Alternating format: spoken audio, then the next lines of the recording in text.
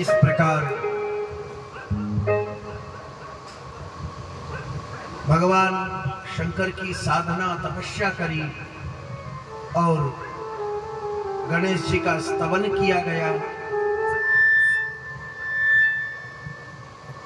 गणेश जी का स्तवन करके और देवताओं ने पुष्पों की वृष्टि करी, जय जयकार लगाए गए। अब दोनों भाई कार्तिक स्वामी और गणेश जी शिव जी के यहाँ पर कैलाश पर्वत पर आनंद पूर्वक रहने लगे।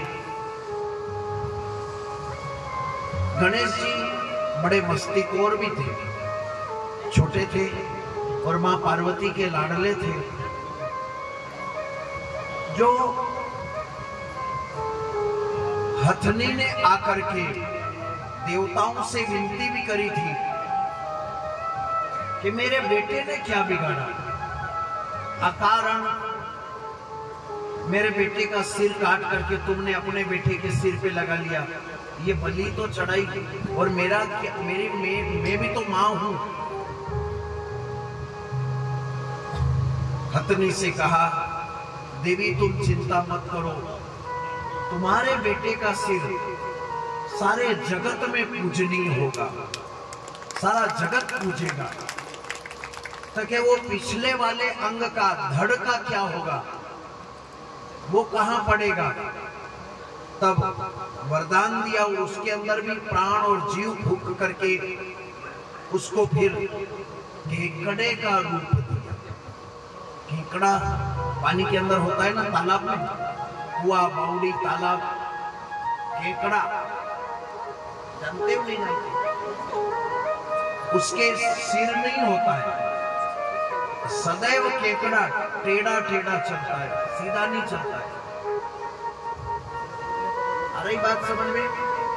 सीधा ऐसे नहीं चलता है, उल्टा चलता है, टेढ़ा टेढ़ा ऐसे ऐसे। केकड़े का जन्म हुआ जो हाथी का बच्चा था उससे, और इसके बाद में सभी देवगणों ने पुष्प वृष्टि करी।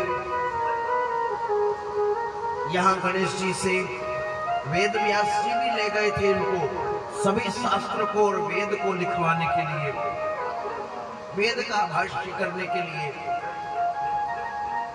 कुछ दिन तो गणेश जी वेद व्यास जी के आश्रम पर रहना, फिर आ गए और आकर के शिव की सेवा करते थे।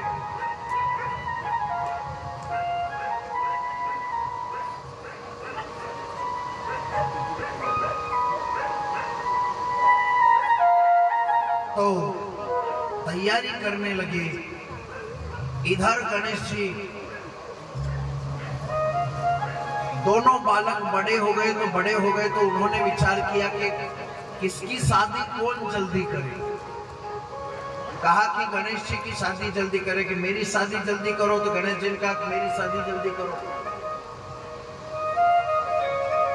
तो कि एक काम करो, हम उसी की शादी जल्दी करेंगे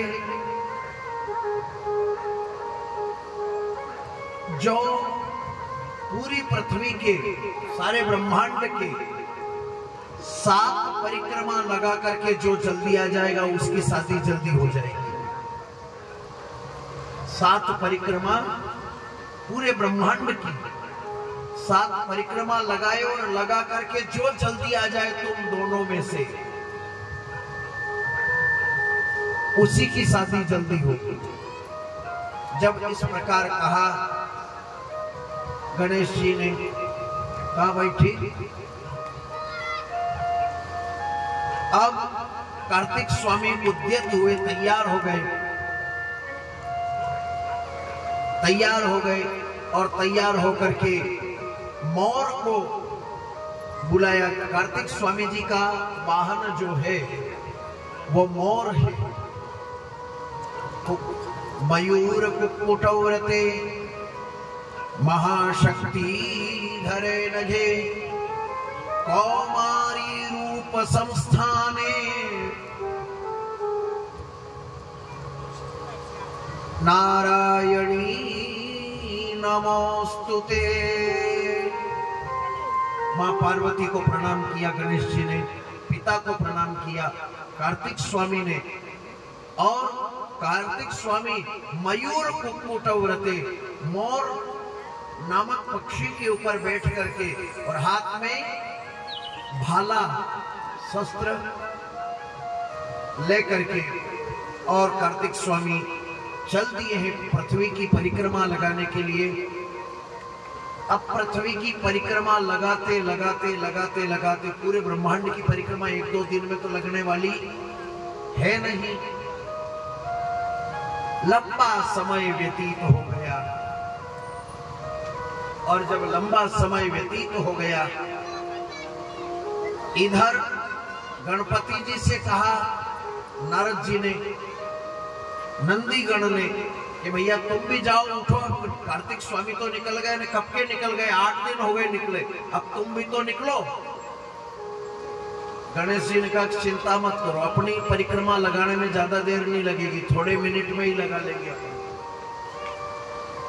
क्योंकि बुद्धि के दाता है, विवेक के दाता है, ज्ञान के दाता है।